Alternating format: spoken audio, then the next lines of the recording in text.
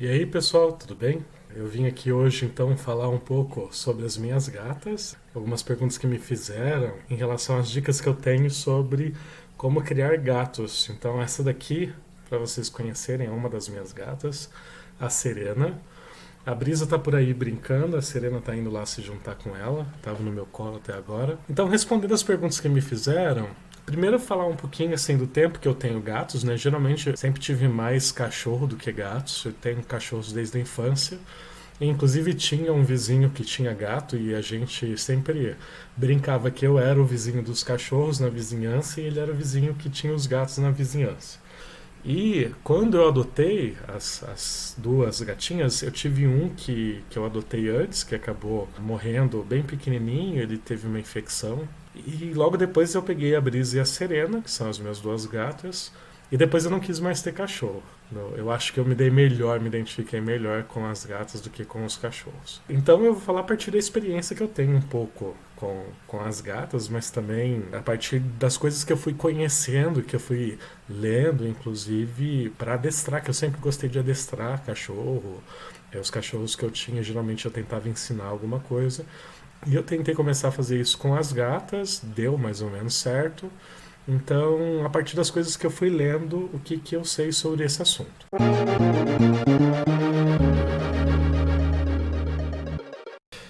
Os gatos, como vocês já devem ter ouvido falar, ele é um animal muito independente. Sobretudo os gatos que não são de raça, os gatos que são sem raça definida, os famosos vira-latas. Pela mestiçagem, eles acabam tendo um menor padrão genético que leva à cooperação com os seres humanos, que a cooperação com os seres humanos é algo recente na história da domesticação dos gatos, né? Geralmente a cooperação era fora de casa, era caçando as pragas que atrapalhavam na agricultura.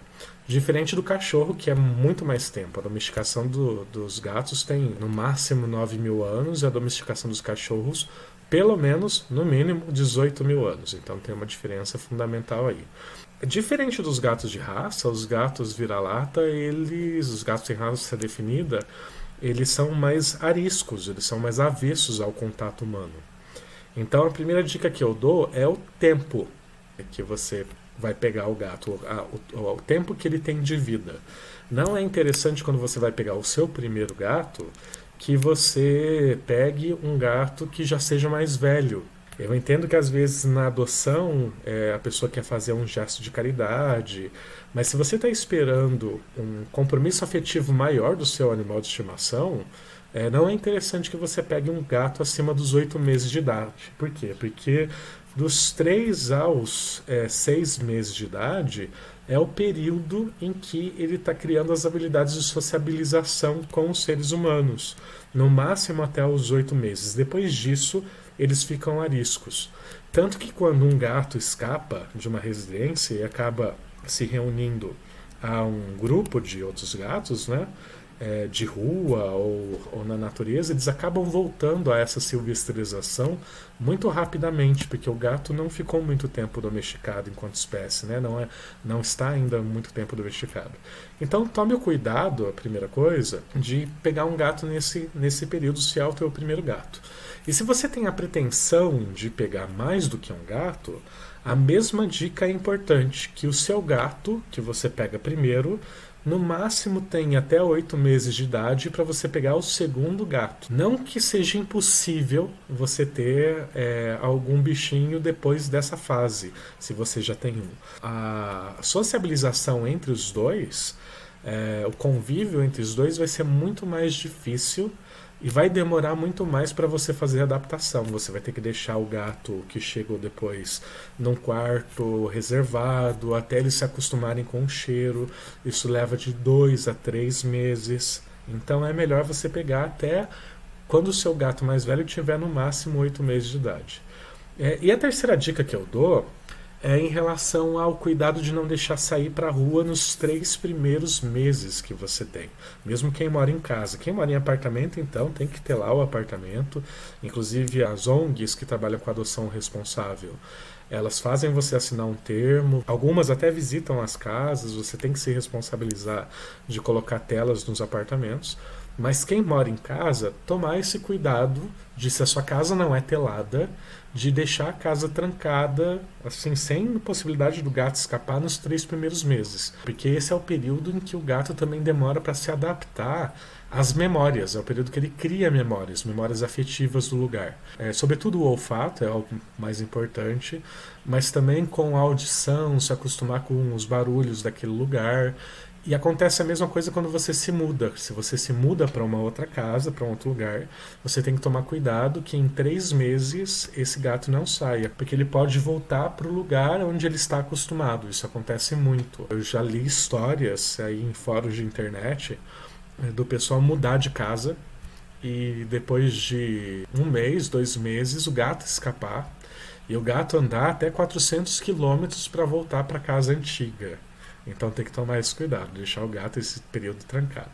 É o período também que o gato se lembra do dono, tá? Então se você viaja e fica fora muito tempo, pode ser que quando você volta ele não se lembre quem é você. E aí você precisa fazer de novo todo o processo de ressociabilização com o gato.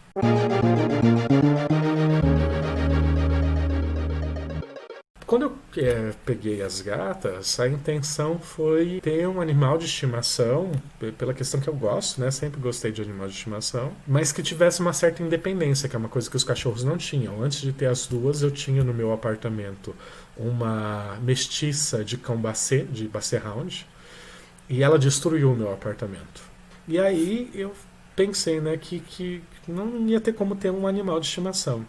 Aí depois de um tempo, acabei adotando primeiro o Mil, que foi esse que morreu pequenininho.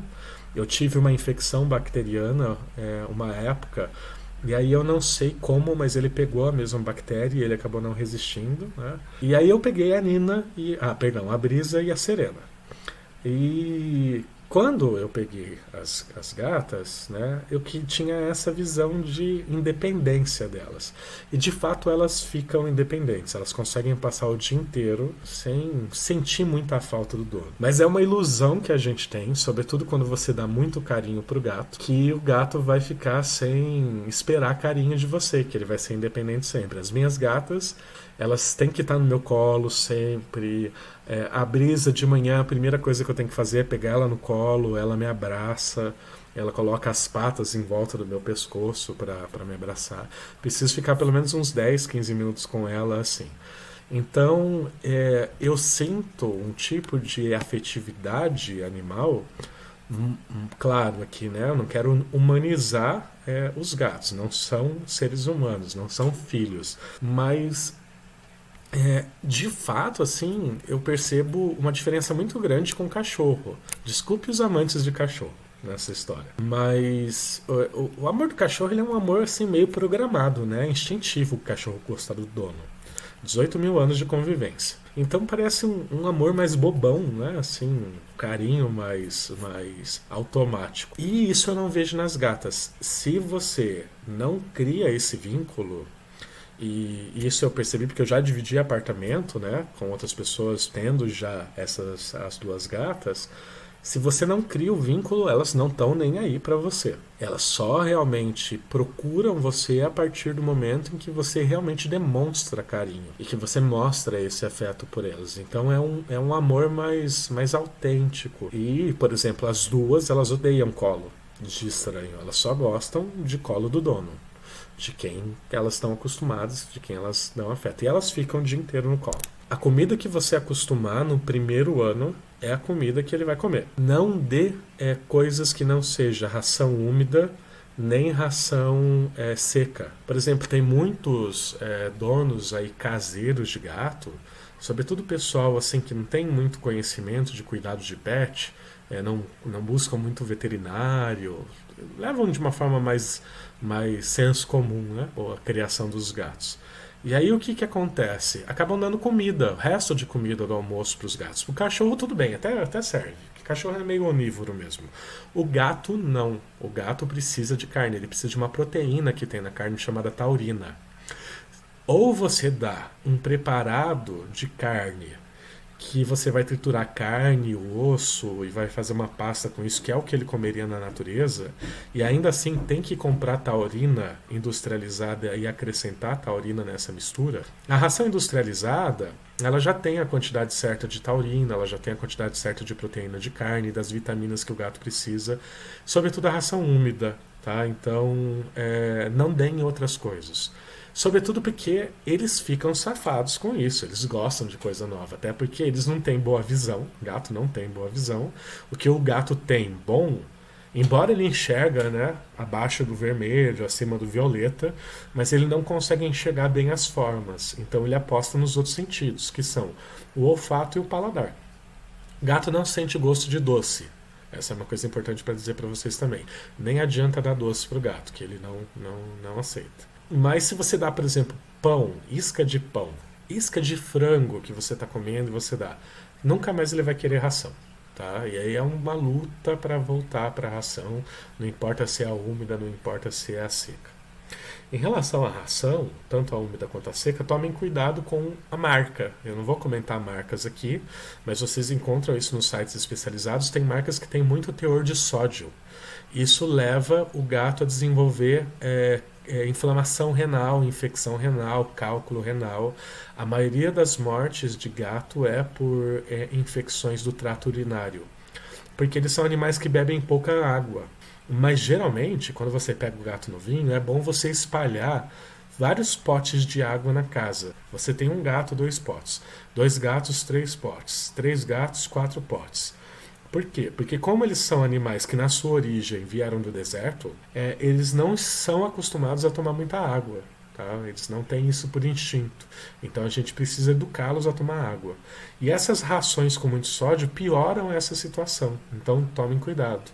E é bom equilibrar. Eu sei que é difícil, às vezes, por uma questão financeira, mas é bom equilibrar ração seca e ração úmida por causa disso também. A ração úmida é importante.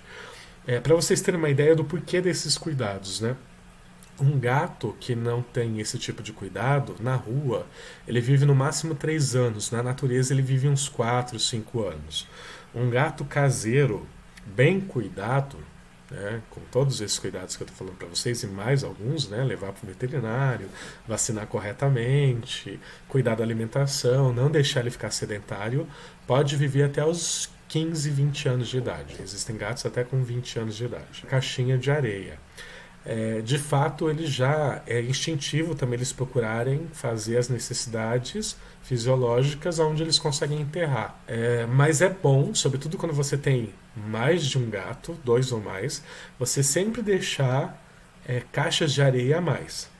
Como as minhas foram criadas desde pequenas, juntas, elas não têm problema com isso, elas fazem na mesma caixinha de areia. Mas eu mantinha até algum tempo atrás 2 caixinhas de areia aqui em casa. Mas a recomendação que os criadores dão é, para cada gato você ter uma caixa de areia a mais. Então se você tem 2, você tem 3 caixas de areia na casa. Se você tem 3, 4. Por quê? Porque o cheiro para eles é uma coisa que incomoda. O cheiro do outro gato na caixa de areia pode evitar que ele faça as necessidades no local certo. É por isso que eles cobrem, inclusive. Porque, por instinto, eles sentem a necessidade de cobrir as fezes. Não só as fezes, eles fazem isso com a comida às vezes também, tentam cobrir a comida, porque eles não querem indicar a presença deles, tá, no ambiente. Aí a minha recomendação é, eu tenho usado não mais a areia, mas o granulado de pinos, que tem sido melhor, assim, é mais higiênico, suja menos a casa, elas cobrem melhor. Elas preferem, inclusive. Mas o melhor, o mais recomendado é o gel de sílica, né? Só que é muito caro, então a minha recomendação maior aí é o pinos mesmo, o floquinho de pinos. Como vocês ouviram aqui, uma das gatas, a Serena, tá me chamando para brincar.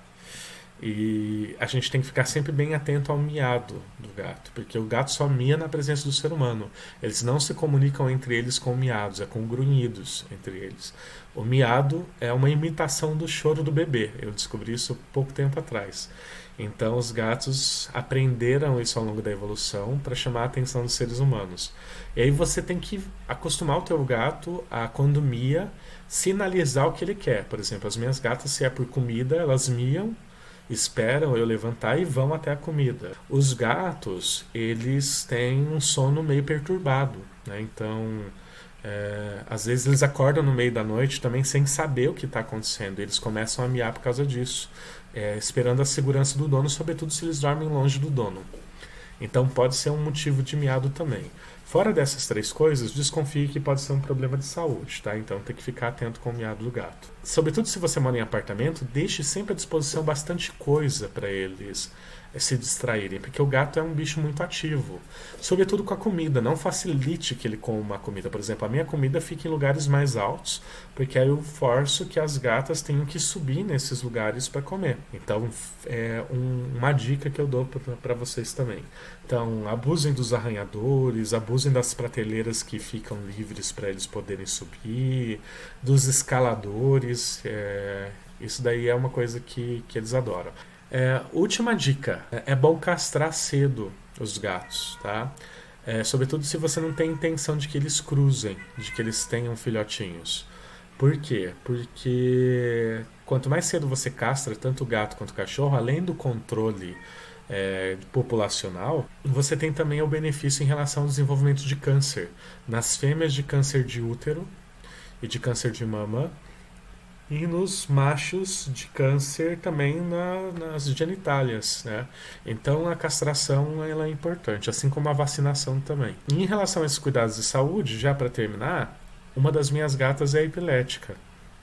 A Brisa de noite ela treme toda, então ela dorme abraçada comigo, ela precisa dormir comigo. Quando ela começa a tremer, eu seguro ela e ela para de tremer.